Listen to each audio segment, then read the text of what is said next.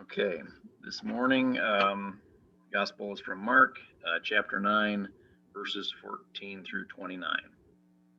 When Jesus, Peter, James, and John approached the other disciples, they saw a large crowd surrounding them and legal experts arguing with them. Suddenly, the whole crowd caught sight of Jesus.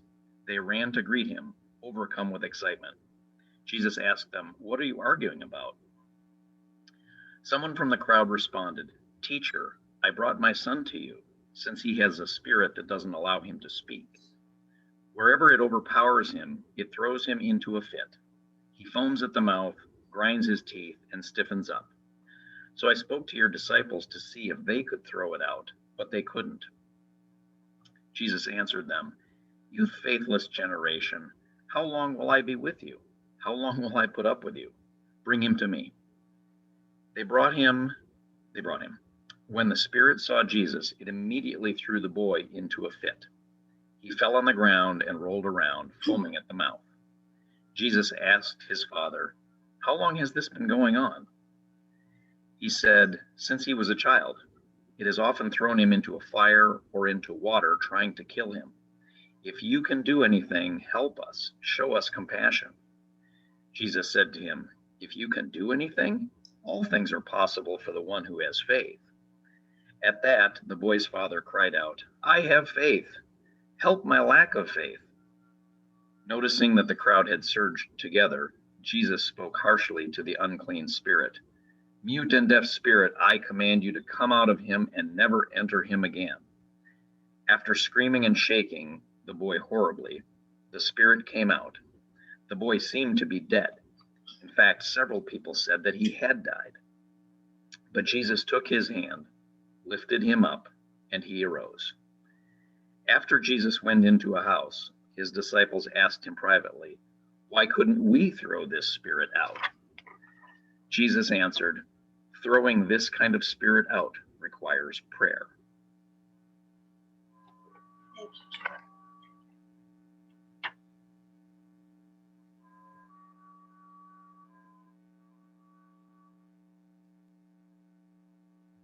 If you could do anything to change the world for the better, what would you do? This isn't a rhetorical question. It's the question of the day, or maybe the question of a lifetime. And just an FYI, this sermon will not answer the question. But if you could do anything, what would you do? Would you find a cure for cancer? Figure out how to really recycle plastic? Clean the ocean? Collect all the leftover bits and pieces of satellites in space? Write a novel? Work for justice? And work for peace and economic stability, and such that each person in the whole world could live well and whole, where there'd be peace that's just not the absence of violence, but deep and abiding peace. So every child born could thrive. If you could do anything, if you could do anything to change the world for the better, what would you do? Most people of faith have struggled with this question. They've struggled with it forever. The author of the story of Mark sets the story at the base of Mount Tabor. So I'm going to ask Ben to share the screen, and we're going to do a little didactic stuff here. I want you to see where our story takes place. As we move throughout the weeks of Lent, I'll be sharing pictures, maps with you, so that you orient yourself to the story. It took place someplace, not no place, long ago and far away, in a real place. And as you can see here on the map, there's the Sea of Galilee, right, sort of smack dab in the center. And then off to the left is Nazareth. It's in red. Yeah. And what happened in Nazareth? Well, that's where Jesus grew up. And only a few miles away, almost at the bottom of the H of Nazareth, is Mount Tabor. It's not far. Jesus would have known of Mount Tabor for sure. So you can share the next slide, Ben. Let's see. Oh, that's going to bring it right in there and show you how it goes. I didn't realize I zoomed it in. I'm so good at PowerPoint, better than I even expected. So in the next slide, will show us what Mount Tabor looks like. This is it, Mount Tabor. It just rises up out of nothing. There are no foothills. There's no little rolling anything. It's just rises up out of the plain of Jezreel, out of the valley of Jezreel, and it's there. And it is something that no matter where you are in the surrounding area, you're going to see it. And when you look at it, it'll be like Psalm 121. I lift my eyes and I see God. This vision, this space automatically draws people's eyes to heaven. So when Christians look at this mountain, we remember something that we believe happened on this mountain, the transfiguration that we read last week, the story where Jesus is on the mountain with James and Peter and John, and he's fully illuminated. All of his stardust nature comes like flowing out, right? And Moses and Elijah are there, and they hear from the cloud, "This is my son. Listen to him." But that's last week's story. And this is this week's story. And it doesn't take place at the top of the mountain, but rather at the bottom of the mountain. And so you can stop share, and then we'll just look at me. And this story that takes place at the bottom of that mountain is a story that takes place in the ordinary, in the mundane of life, right? It's not in that beautiful mountaintop experience. It's set amongst the everyday that is both tragic and beautiful. And here Jesus and the disciples who were on the mountain with him come back down, and they see a crowd. By all accounts, an angry crowd. Scholars have challenged whether the word was they were having a discussion or an argument. There's a difference. But no matter which way you translate the word, the crowd was filled with misunderstanding and some sense of despair. Do we know that place? A crowd filled with some misunderstanding and despair? Have you seen it in your lives? Perhaps in the past year? In the streets around our country, or even in our places of governance? Crowds filled with disappointment that healing hasn't happened yet. The crowd's not only the ancient one, but also the crowds throughout history that have struggled with injustice and the dis-ease of body, mind, and spirit. We can easily place ourselves in that crowd, riled up about who has the power to heal and who doesn't, about who controls things and what our stake is in that control. You know these crowds, and you know the powerful emotions they bring up. And it's into that dynamic that Jesus enters. And out of the crowd, the Father steps forward. His frustration is palpable.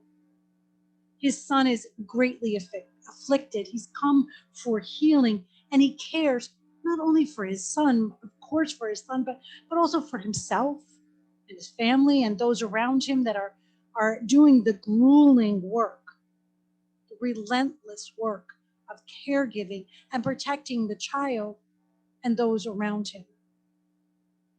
It's a constant worry that something could go terribly wrong, and you're helpless to change it.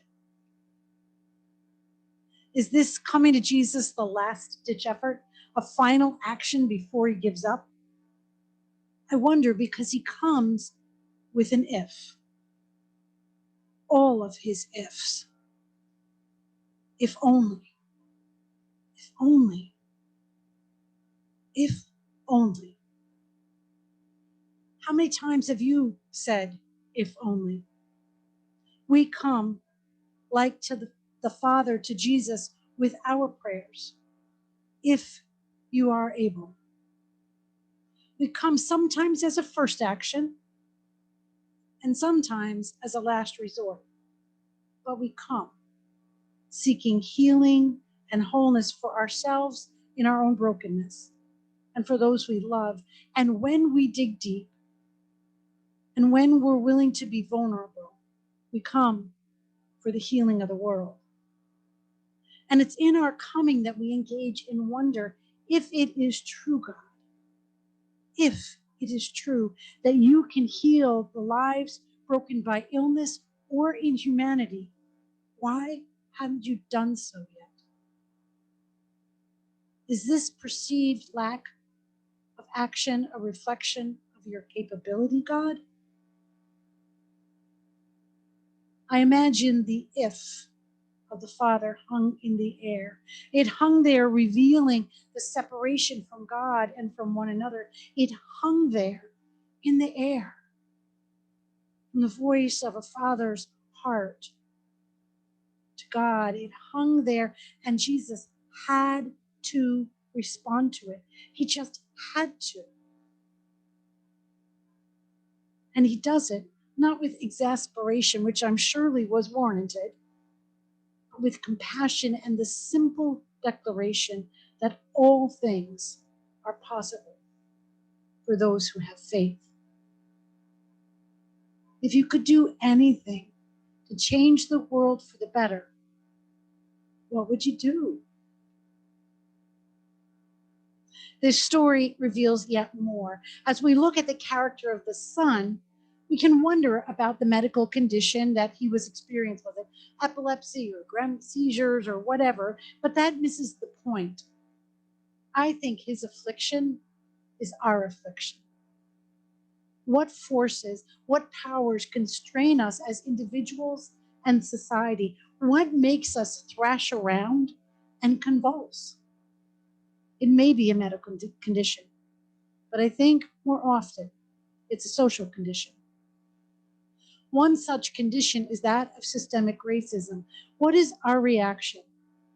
I want you to just take a moment. What's your reaction when someone says the word white privilege?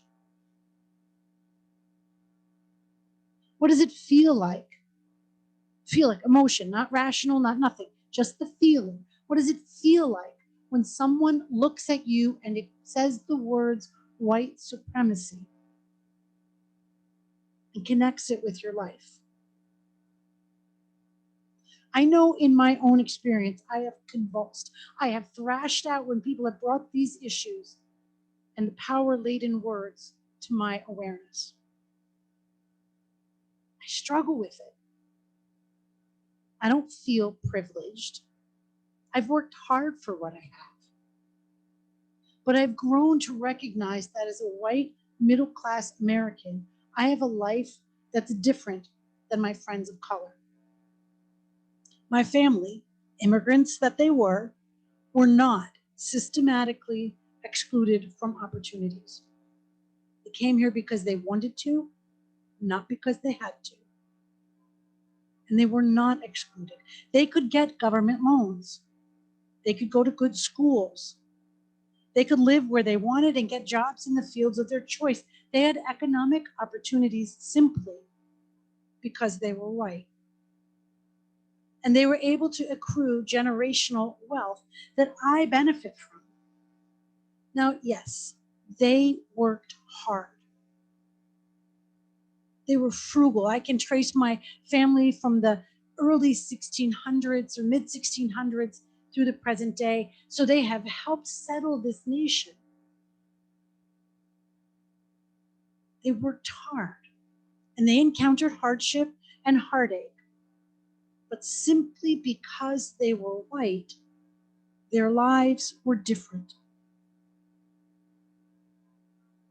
They lived in a system of racism that they didn't create, they didn't desire, and I'm going to guess for the most part didn't even see. And this has been hard for me to learn. It frustrates me. It makes me struggle in my very being, and it challenges my very identity as a white Christian woman. And so often, more often than I care to admit, really, I've been silent. I've been silent about the injustice of racism once I realized even the smallest piece of what it was in my life. The power of evil, that's what I say that it is. You may not agree, but that's what I say it is. Systemic racism is evil. It separates us from God and it separates us from one another. It denies the very story of creation. That power of evil that I struggle against also binds my tongue. It frightens me. And I'm angry and frustrated, and yet I have yet to find my voice. Is that what the boy represents? The powers of evil that seek to limit some and silence others? If you could do anything to change the world for the better, what would you do? What does Jesus do?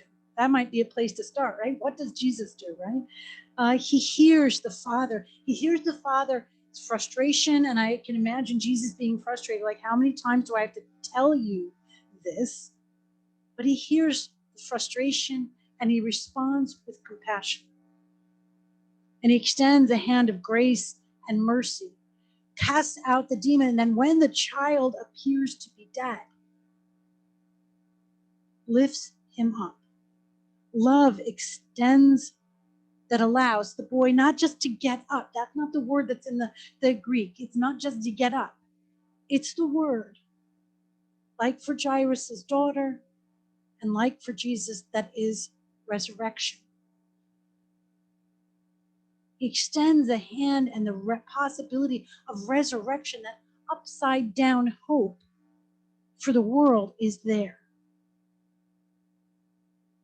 A world that's no longer bound by anything but love. Now, in his writing about things, Dietrich Bonhoeffer, I'm not sure if you're all familiar with who he was. He was a Lutheran pastor in Nazi Germany who refused to be bound and silenced by the Nazi regime, that at that time church and state were one, and the state church were proponents, if not in reality, but in all other forms of the Nazi ideal. And Bonhoeffer wrote these words as he was thinking about the cross. Imagine what he would have experienced as a Christian man going over and against the power of Nazi Germany. Bonhoeffer writes, "The world is overcome, not through destruction, but through reconciliation. Not ideals, not programs, not conscience, not duty, nor responsibility, nor virtue, but only God's perfect love can encounter reality and overcome it. Only God's perfect love can encounter reality and overcome it. And nor is this some universal idea of love, last week's Valentine's, right? But rather, this is the love of God in Jesus Christ, a love that genuinely lived.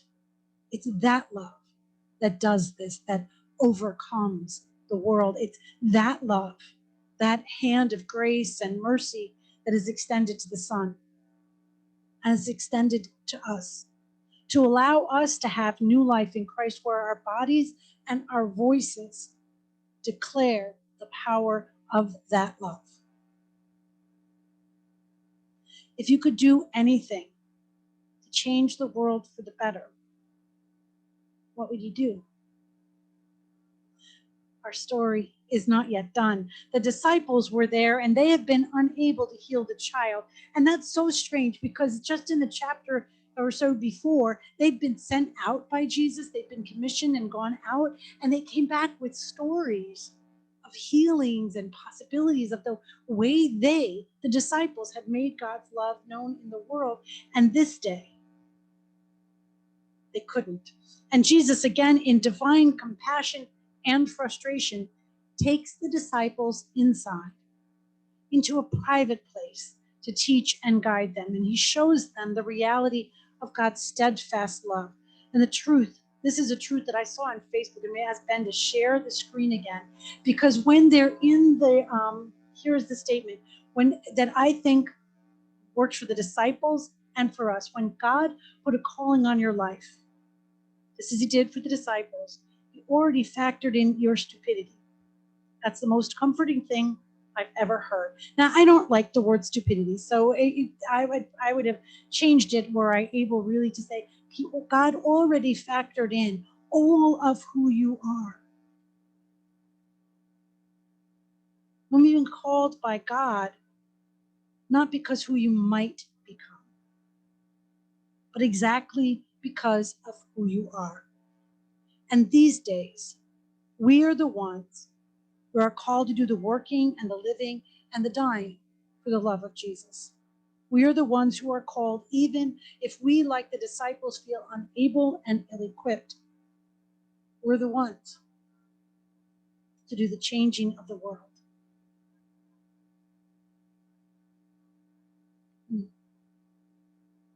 Do you believe that? Do you trust that? I hope so. Because we are the ones to do the changing of the world. May we be filled from this story with the passion of the crowd. They cared about power.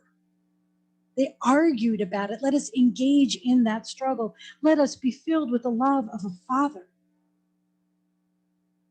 and the desire for freedom and wholeness that envelop the Son, along with the disease of injustice that makes our very beings convulse. And may we be willing to struggle in our unbelief and grow in our trust that change can happen. May we know that with every shoe we put on, with every step we take, that God is there making it possible. Healing and wholeness can and will be the reality for all people. And when you wonder, with all of the ifs of your life, and when you come to Christ and ask those questions, why hasn't it been done yet? Know that God put a call on your life. Not because of who you might be, but because of who you are. And that you, filled with love, with passion, with righteous indignation, are the very ones and the only ones who can answer the question, if you could do anything to change the world for the better, what would you do? I said I wouldn't answer the question, but maybe love might have something to do with it. And know that no matter what, no matter where you are in the story, the father struggling for those around him, the child bound by forces beyond their control, individuals struggling with what does it mean for me to be bound by systems that I didn't start, didn't control, didn't anything, but live in the midst of. Know that God is with you. That God already has gifted you and will continue to gift you with all you need to do the work of changing the world. Amen.